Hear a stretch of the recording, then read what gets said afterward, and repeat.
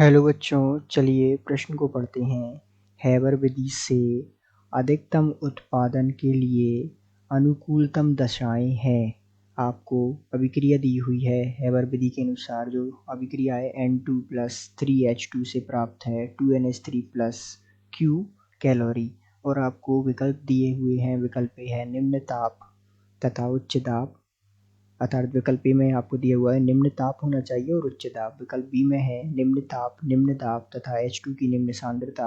विकल्प सी में है उच्च ताप, निम्न दाब तथा निम्न सांद्रता, और विकल्प डी में है उच्च ताप, उच्च दाब तथा उच्च सांद्रता।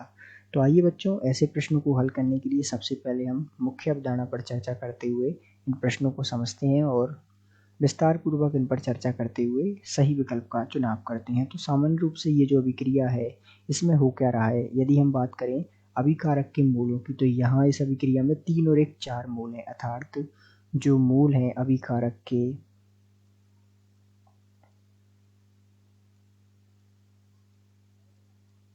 कुल मूल कितने हैं? अभिकारक के कुल मूल हैं यहाँ हमारे पास, अर्थात अभिकारक के जो कुल मूल हैं वो हमारे पास कितने हैं? 4। ठीक है।